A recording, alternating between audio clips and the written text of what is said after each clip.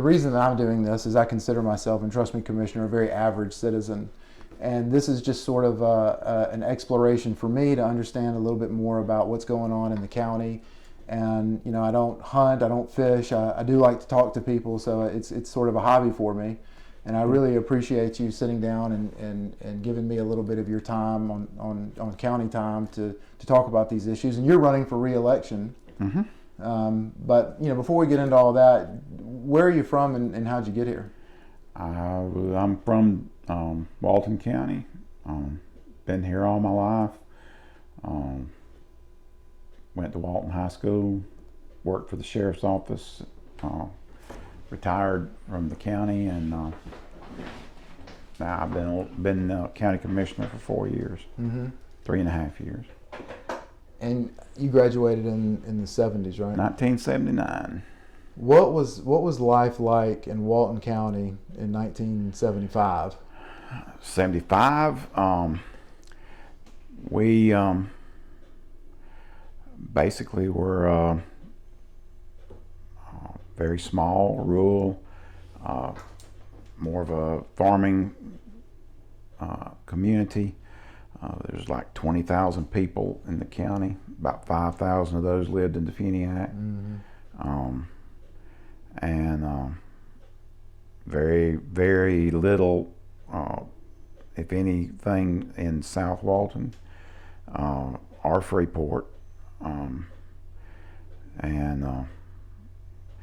I think my graduating class in '79 was the biggest that there had been, but up to that point. But most of the county activity revolved around Defuniak. Of course, that's changed. What was the beach as big a draw to you guys growing up here as it feels like it should have been as an outsider looking in? It was I mean, we had a lot of fun down there. It was just a lot different. There was you could hang out on the beach. You could go to the beach on any given day, and you might be the only person there. There was only like 3 or 4 stores in South Walton, so you had to stop in probably Freeport to get whatever you needed. And I mean, you could camp on the beach, you could ride horses on the beach, you could drive on the beach from one end of the county to the other. It was a lot different than it is today. Sort of a curse of success, right? So many people want to experience it. You have to start having rules and regulations, or it gets 1,000 horses riding down the beach. Would not be good. You know, we can't let people camp on the beach for, that would be probably a nightmare. Some people may never leave. So yeah. And of course, back then you could drive. I mean, I can remember working on midnight shift in South Walton, and you could drive from 331 to Inlet Beach and never see a car, ever. It was just a different time and a different era. But things change and things grow. Sandestin had just started, or had just kicked off, in the late 70s, early 80s, and One Seagrove Place was built right in there. That was a big deal. I mean, none of us had ever seen a building that big. But what was your position? What were you doing for work when One Seagrove was coming along? I was still in college, I believe. You went to Troy. I went to Troy. So I think One Seagrove was '83. So you probably were just coming out of. I was a senior at Troy in '83. I went to work for the sheriff's office in '84, and here in Walton County. Here in Walton County, and retired. I retired in 2010. So when I went to work for the sheriff in '84, all the constitutional officers, including the school board superintendent, were in the courthouse. I mean, and when I say courthouse, the old courthouse and the original annex. which is where the boardroom is now. If you're familiar with that area of the courthouse, that's where the boardroom is. Was the superintendent's office was in that area. The sheriff's office was in that area. And then the next floor up had the supervisor of elections, property appraiser, tax collector, and clerk. And then the court was on the third floor. So everything was in that little courthouse. Where the county administration building is now, that there was the street went through there, and the school board, bus barn, and administrative offices were back there. Wow. And old surplus barracks, and we had 25 deputies in the county. Wow. It was How many do we have now? Probably 250 or Wow. so. Wow. It was the jail was located about where the courthouse, where the entry to the courthouse is now. Had 33 beds. All occupied? Yeah. In fact, we'd run 45, 50 on the weekends back then, but it was a lot more compact. It was a big thing to get 2 deputies in the south end of the county, and back then, if people were on vacation and things went right, you could have 2 or 3 out in the whole county. So, and now they have a lot more than that out. Right. Spring break in Seaside, they seem to all be there.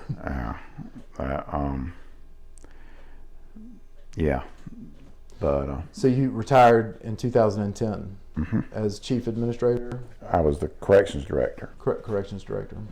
So, and then you were elected here in 2018. Yes, What did you do from 10 to 18? I was a high school and travel ball sports official. I did football, basketball, baseball, softball.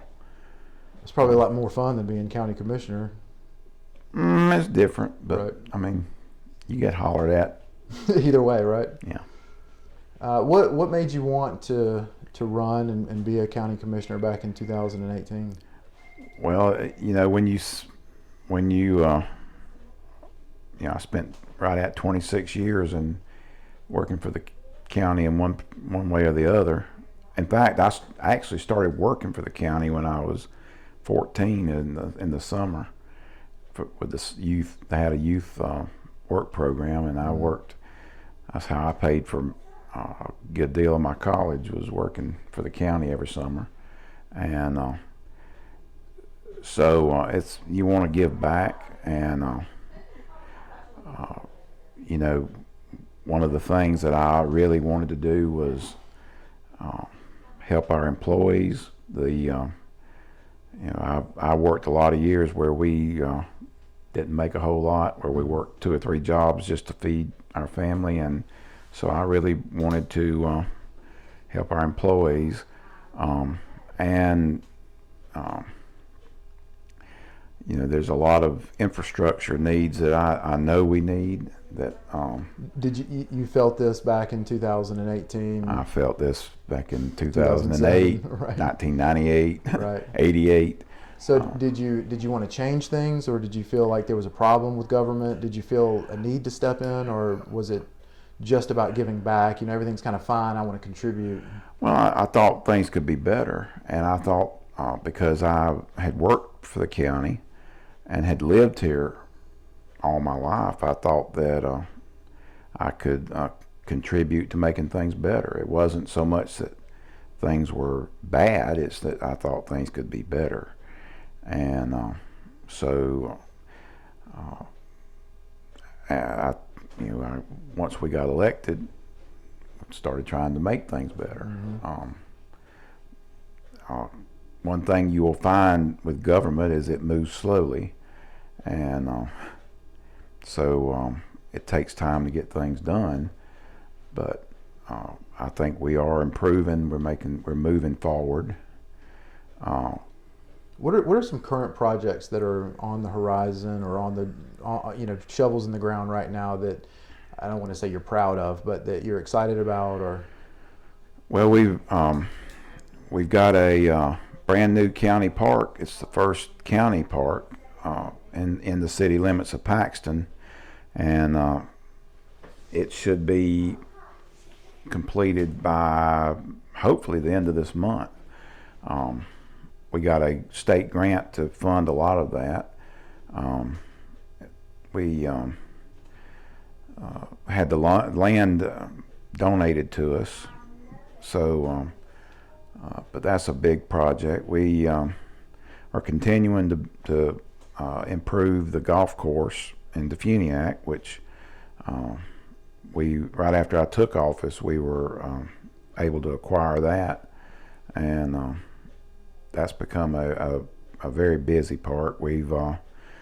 We're continuing to make improvements to We Care in Defuniak, which is another county park, a big county park. Mm-hmm. We opened Grady Brown Park on the bay, which is I'm not so sure that's not the prettiest county park in the area around. It's a nice one. We were able to buy the Foreman property, which is on Chad Holly Road, and that'll be our first regional stormwater facility, and we're going to build a event center there. We got a $14 million grant from the state to help facilitate that building, and hopefully when the governor signs the budget this afternoon, the road money is still included in there to extend Nellie Drive from Chad Holly Road to 98. There, mm-hmm. Come out there at Publix, which is going to be a big step forward. We've got the 280B connector road opening probably end of the month, and just south of the interstate that goes over to 2nd Street. That's probably that'll be the first new road that'll open in this county in a long time, probably 10 years. We've paved a lot of roads in District 2, thanks to Public Works and our district road crew. We've acquired several beach parcels, including the Russell property, which was a big acquisition. We've got three. We just opened a new beach access in Dune Allen. We got another one that should open the end of the summer in Miramar, and we've got 3 more that are coming. One in Seagrove and one in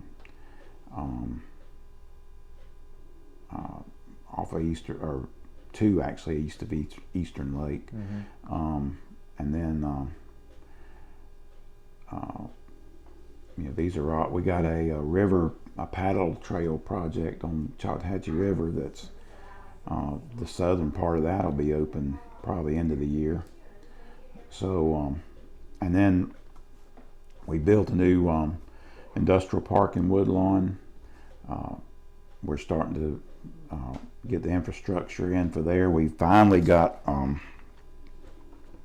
the water and sewer project off the ground on 331 from Defuniak down south to Woodlawn.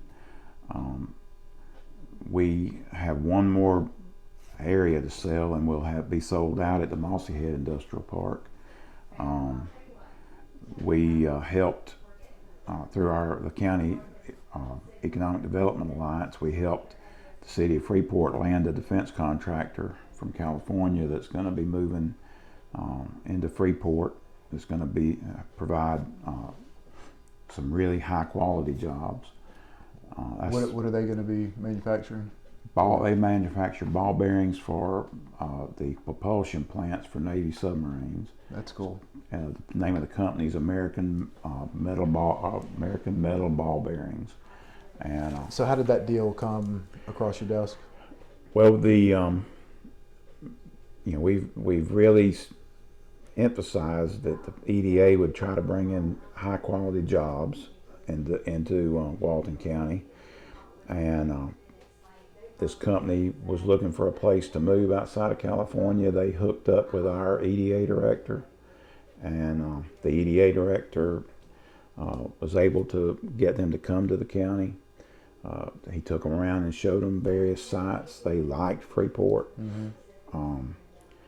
They thought Freeport was a good fit, not only for their business, but for their employees. And How many employees will they bring? they're bringing 50 to start with. All the jobs are high-end, high-paid jobs. But what was attractive is because of the differences in the cost of living, their employees could come here and basically Enjoy a higher quality of life? for the same money. So Who's your EDA director? Bill Imfeld, and so he, he was able to put them in contact with the city of Freeport's representatives, who had a piece of property that they were willing to work with the company on. So everything worked out. They're coming, and these are nice jobs that require education, and our school district.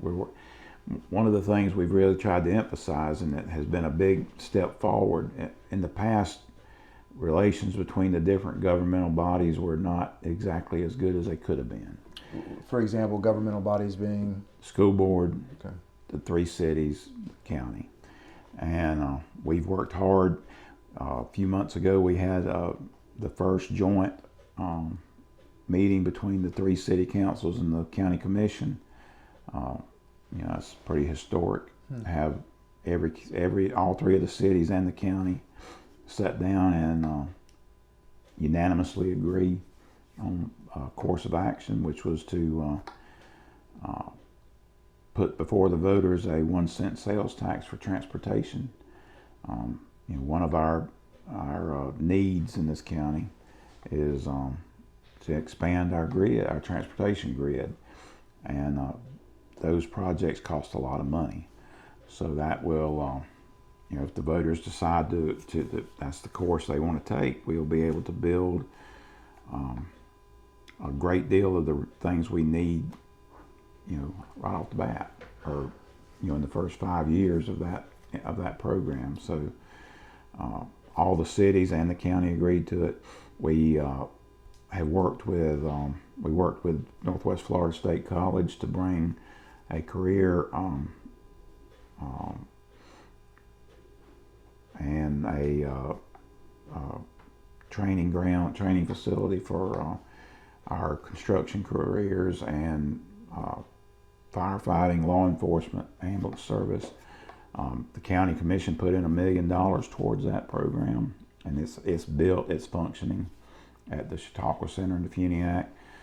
We worked with the school board to expand programs for through Emerald Coast College and through the high schools.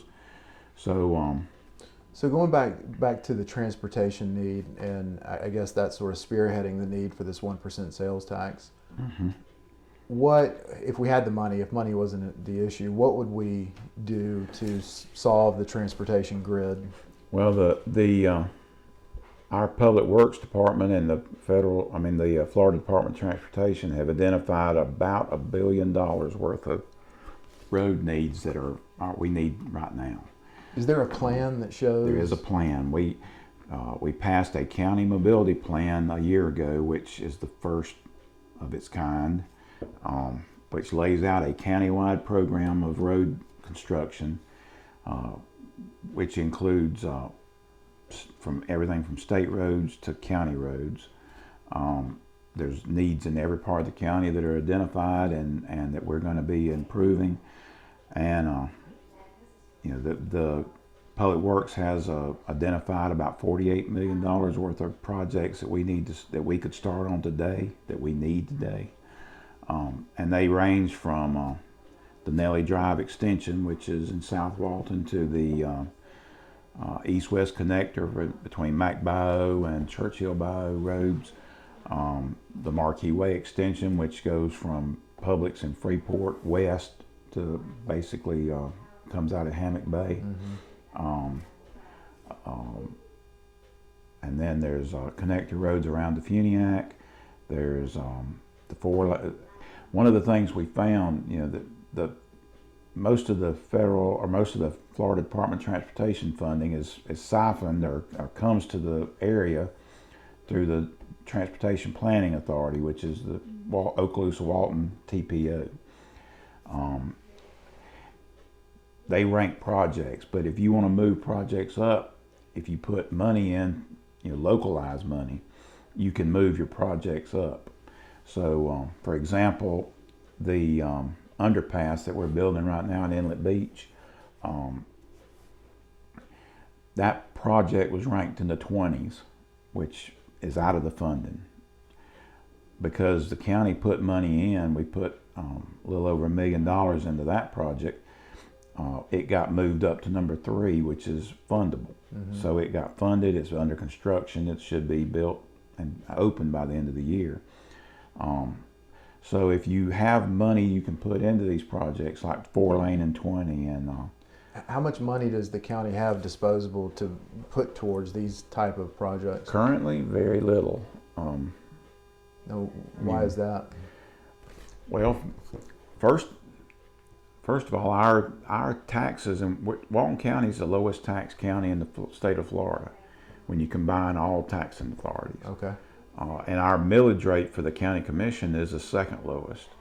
Only Monroe County is lower than us. So, I mean, we're low tax, although we're high property values. Our property values are the highest in the Panhandle, but the millage rate we collect on that is the lowest, and most of our millage money goes to the sheriff and the other constitutional officers for their operations. So the Board of County Commissioners operations are funded by mainly, although we keep about $14 million of the millage rate, but mainly our money comes from the sales tax, and our transportation money comes from the gas tax. And those dollars not only have to go for new construction, but they have to go for maintenance. And now we've been very aggressive to try to get grant money. There is some state programs for smaller counties. The acronyms are SCRAP and SCOP, and then there's a SIGB program. And we've been very aggressive in trying to get those grants, and we've in the last year alone, we've done about $31 million worth of projects in District 2 alone to resurface from grant money. Wow. We resurfaced 183B, County Road 605, and we're paving East Indian Creek Ranch Road. We're resurfacing Douglas Crossroads Road, and and 185 was resurfaced, and we're fixing to start on 1883, which is the road down right out from my office. We've got a project approved to resurface Rock Hill Road and improve it. Mm-hmm. And then the connector road between McBow Road and Churchill Bayou, that's a SIGB grant.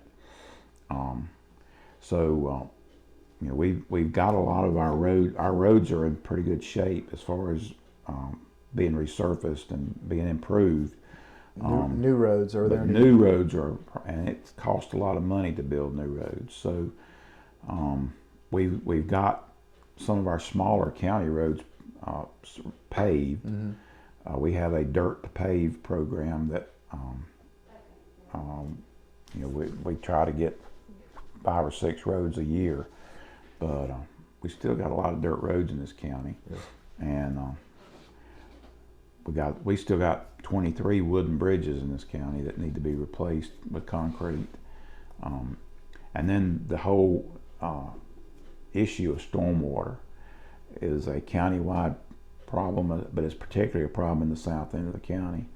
And these projects cost a lot of money. We've got several stormwater projects in the south end ongoing right now, but there's more that's needed.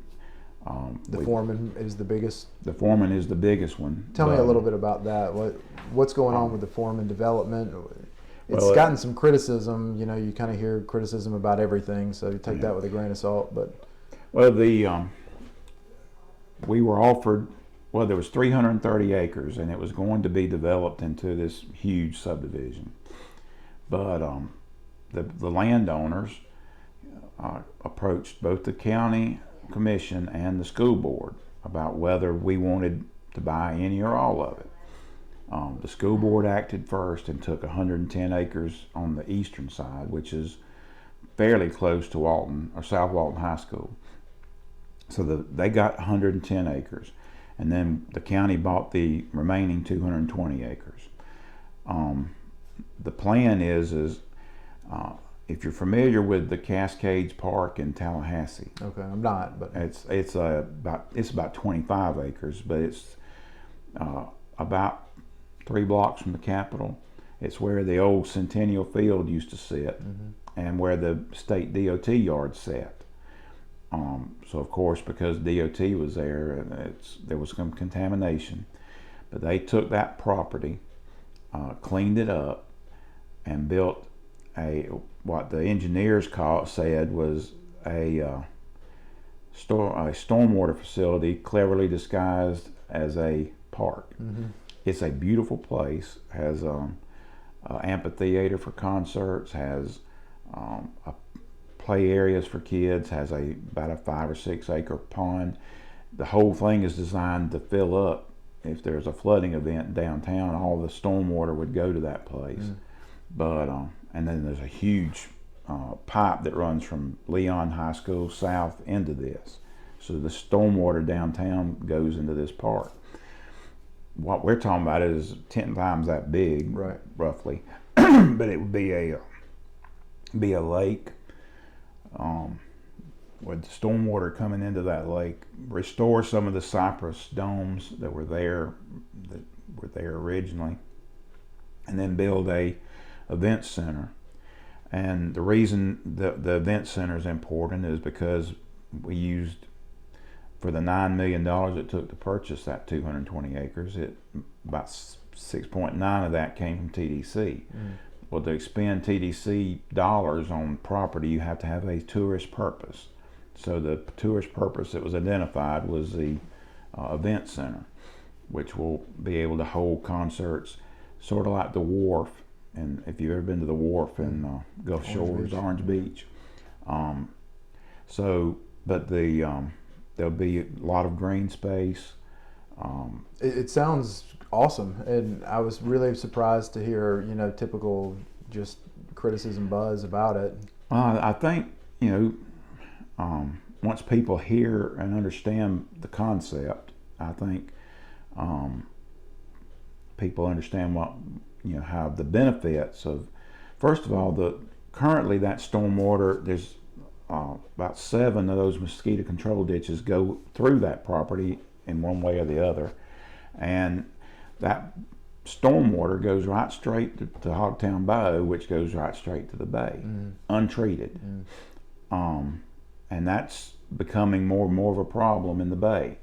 So by building this, that water will be retained on property, which will allow it to be to settle and be cleaned. So if any of it does have to go to the bay, it'll be clean. In better condition. It'll be in better condition. Yeah. And that's important. Not to mention that water would go into here instead of going into people's houses and yards and flooding the roads. And stormwater is a serious issue, and stormwater requires a lot of money to fix. And some of the older properties and the older developments may not have done it like we would do it today. I've heard something about that. But we can't go in and tear people's stuff up. Right.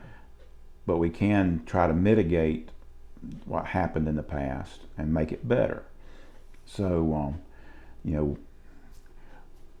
you can sit around and wring your hands about what happened 30 years ago, or you can fix it, or at least mitigate it. So this is our first big effort at a real mitigation program that will really have an impact on how the water quality is in the bay. Hopefully it's not the end, but it's the first one. Well, speaking of the TDC and probably what is our most valuable asset, the tourism industry here in Walton County, um, the Foreman property had to be contextualized in a benefit for the tourist in order to get Yes. that TDC money. How much money does the county bring in through tourism operations? Through the TDC? Or, I mean, maybe as a whole, if it's quantified as a total economic impact, but certainly with the TDC. The economic impact is in the billions.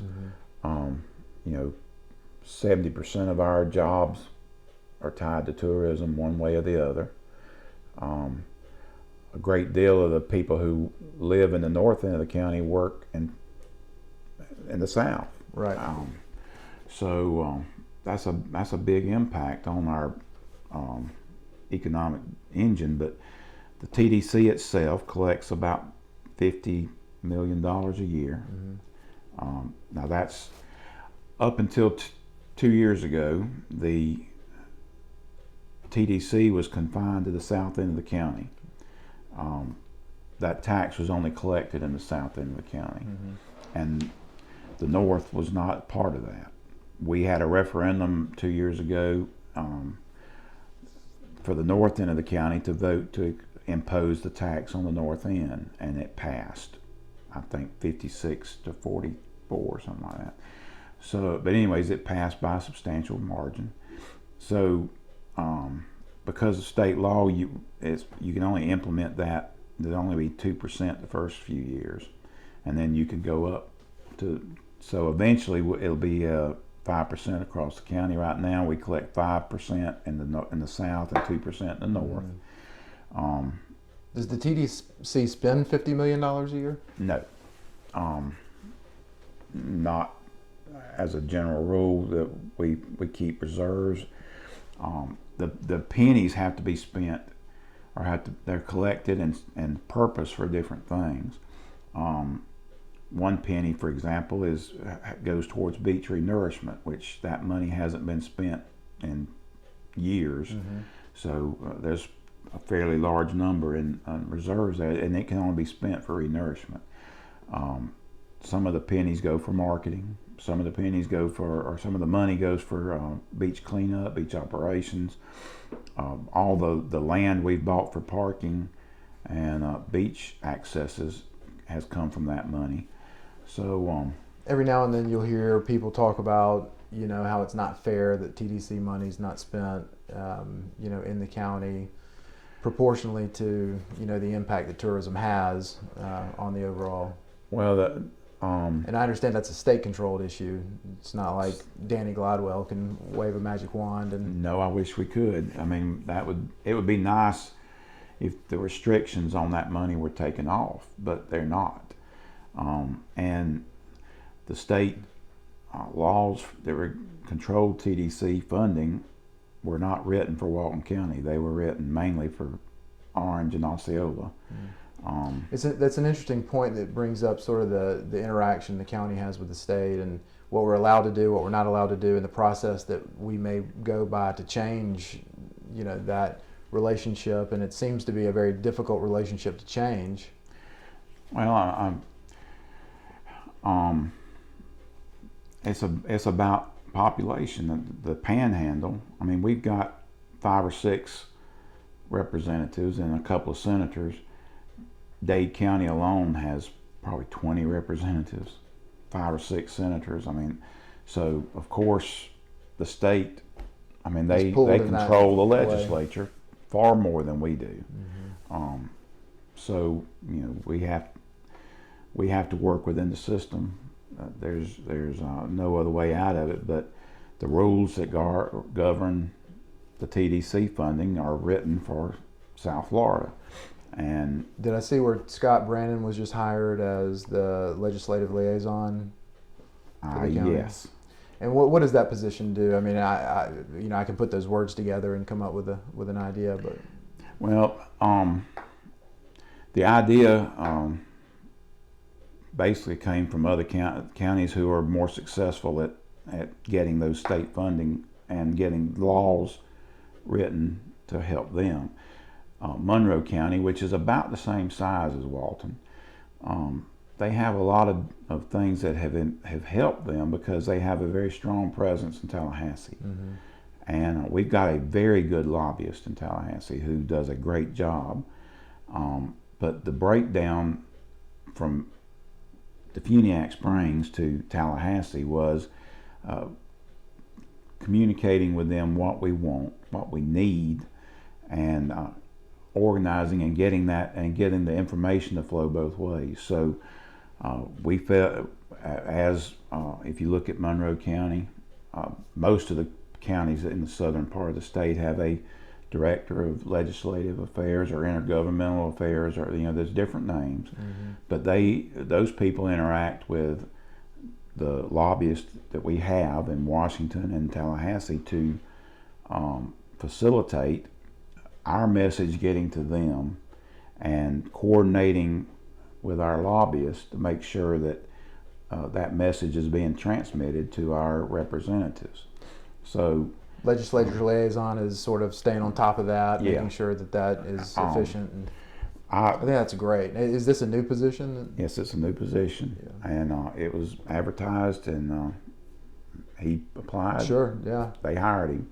I only know him by name. I don't know anything about Scott. I'd love to sit down and talk to Scott, but it's. I think it's so critical that we have a good grasp on how to interact with the state, because when people come to you with those magic wands and say, "Why aren't we doing it this way?" a lot of times what I hear is like, "Well, we really aren't in control of that," And they need to understand the legislators, not only. Senator Gaynor, for example, is the chairman of the Appropriations Committee this year. That's a powerful position, and he's been able to help Walton County a great deal, and his district. And that a lot of that's because our lobbyist has a very good relationship with his staff, and they communicate. But we need someone who also communicates with the other 119 or other 39 senators. We also need somebody to communicate in Washington. There's a lot of money that could be available to help us in Washington that we haven't been tapping into. We've got a very good lobbyist in Washington, but and it's such a shame that we're having to look for money as rich as the assets are here.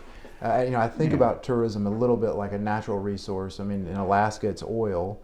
If you just draw the correlation, I mean, tourism is being extracted from this environment and has an impact. And, I personally, on my soapbox, just don't think that we get, as a community, the credit from the benefit of that, resource. Yeah. Well,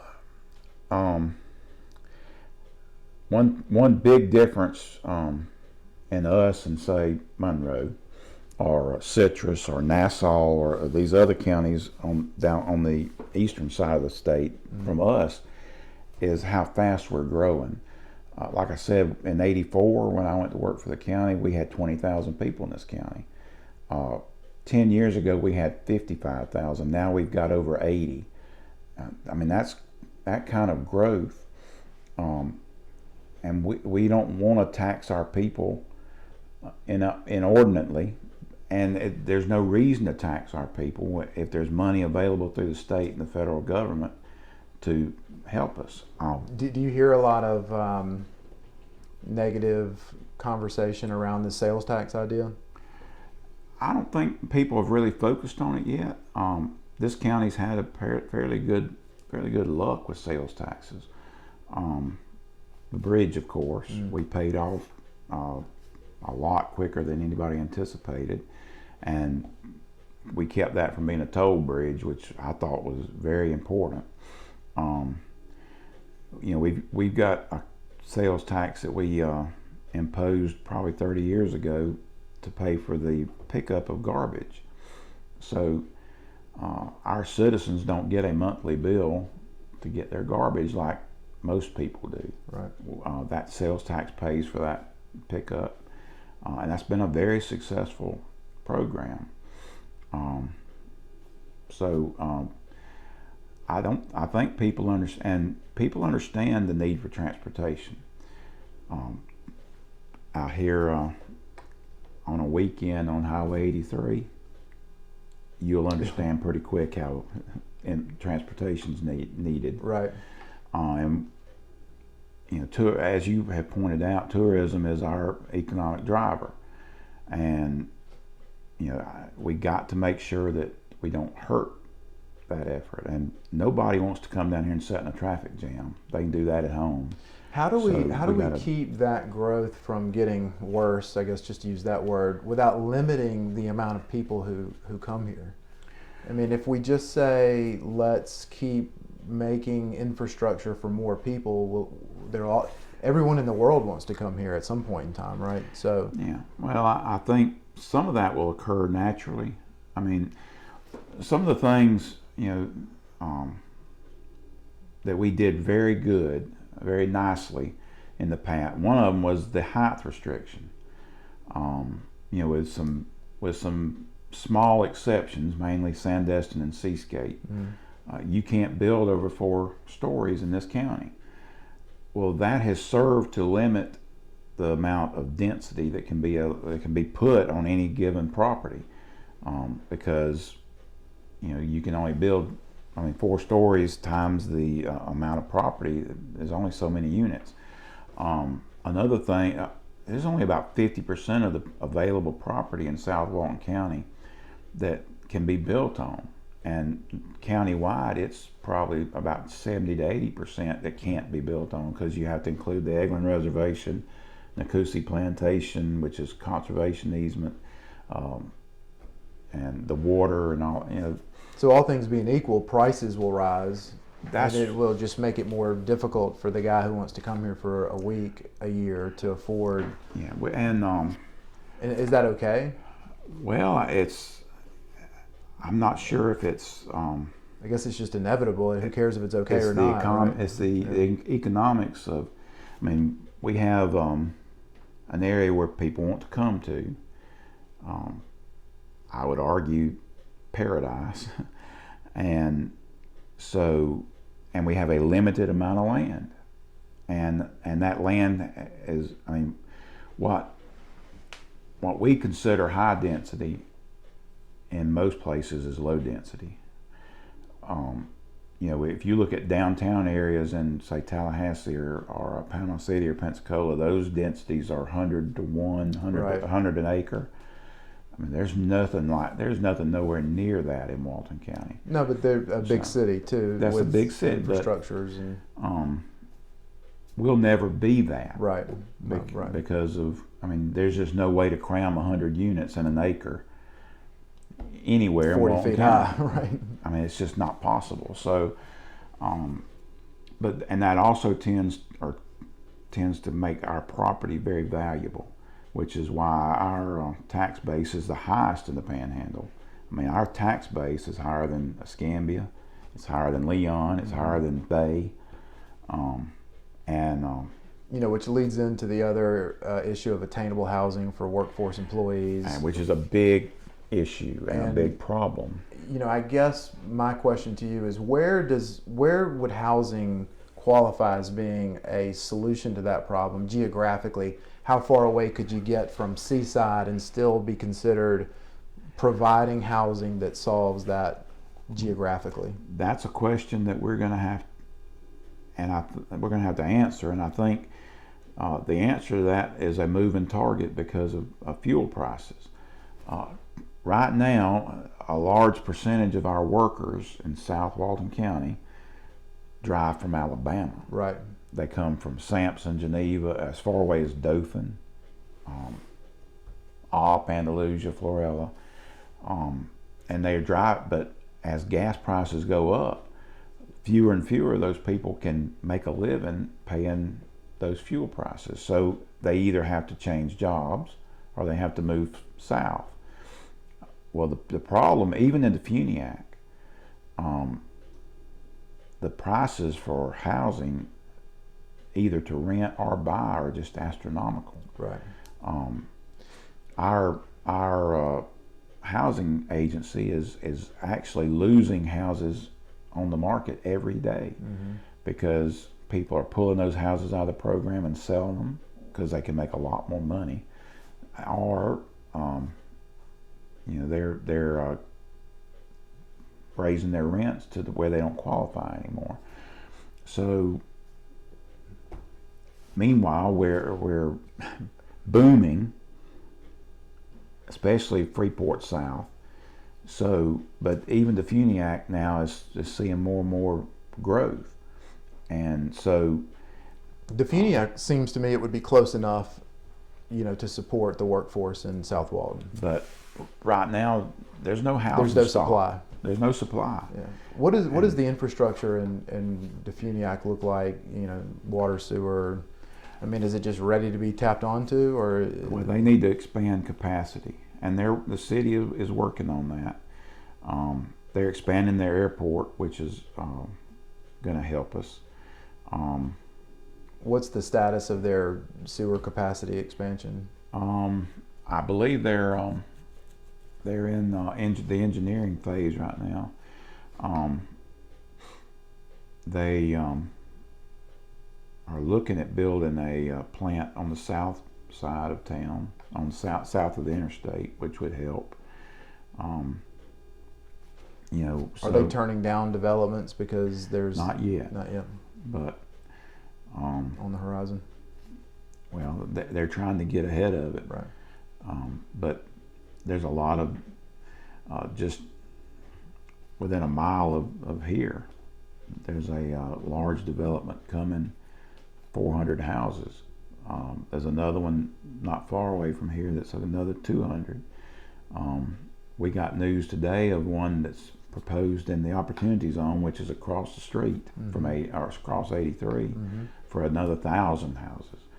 I didn't realize until I started looking into it that Defuniak has a nice little triangle of a opportunity zone, and for someone who's in that sort of development, that's a really good opportunity. Yeah, there's and like I said, there's a investment group that wants to put 1,000 houses over there. Well, good luck to those guys. But I don't know that really, Freeport, which is building as fast as they can on sewer capacity, and they have thousands of building permits approved that are just waiting on sewer. Freeport has 4 roads, it seems like, and that's the problem. It seems like you're going to have a South Walton problem there sooner rather than later. We have to build. That's the sales tax. It gets back to money. We need 4-laning. We need 24 lane. We need other east-west roads. I just the argument that what benefits our workforce would be good for tourism seems so obvious to me. Yeah. That TDC money should be available for that sort of thing, and it shouldn't be a law change. It should be like, common sense says that. I wish that were so. You say common sense on your website. Unfortunately, not everybody has Commissioner Glidewell has a different common sense. Tallahassee has a different version, and some just simple problems. One of the biggest complaints that we get are about golf carts on the roads. Well, for the most part, we are preempted out of that by the state. If they set the speed limit on a state road at a certain, if it's street legal and the speed limit, so to make them not street legal on 38, for example, would require us raising the speed limit to 40 miles an hour. Well, that's not great either, because now people are going to drive 60. But that's not even really realistic. Right. And then, people, as that speed goes up, deaths, wrecks and deaths, and so it's not as easy as it sounds.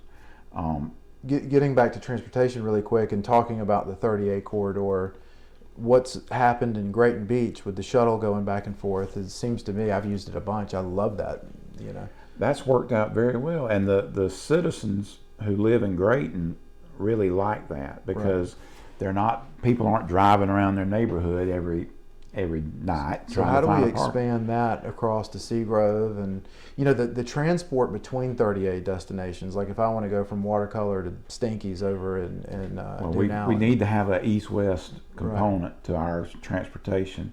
We've got a parking lot being built on 393, which is going to allow us to run a shuttle from that parking lot to Ed Walleen and over to Fort Panic. Does that qualify for TDC money? Yes, TDC's funding all that. All that, yeah. TDC funded the Grayton parcel. We've got another one. We bought a parcel over on 98, and we've got another parcel on old 98. And we're gonna develop a shuttle run that goes from this parking lot to this hub, which is right there at Pompano Joe's and the beach. Old 98 Miramar. Old 98 wow. Miramar. So you could park in Miramar and get a ride to down there. Right. We're working on the development order to develop those parcels right now. The one thing, the county has to comply with the same development regulations as everybody else. Right. I mean, we just can't go down there and start knocking down trees and putting down gravel. That's against the law. So we have to get development orders just like everybody else, and it takes time. But the Grayton part, that's been a big help, and we need something in Inlet. We need some parking solution in the Inlet Beach. We need one at Seagrove. Besides everybody can't go to Grayton. Mm-hmm. We're working on, we're trying to buy those parcels. We've also, we've got the Go Wall buses that are running north and south, but we need to make that really work. Need an east and west component, which would go to the Sacred Heart, Silver Sands, mainly for workers. We're not talking about putting tourists on these things. We're talking about making workers so you could live in the Funiac and get a ride to Silver Sands and work at Silver Sands and not cost you $50 every time you walked out the door. So we're trying, and TDC can fund all that. We're getting grant money to fund some of that. It just takes time. Well, I appreciate the time you spent with me. We've talked almost for an hour, and this is exactly the kind of conversations that I was hoping to have. And I hope you'll let me come back and talk about, more county business as it develops and as things change. And I really appreciate you sitting down and talking with me. No problem. That's enjoyed talking to you. All right, thanks a lot, man. All right.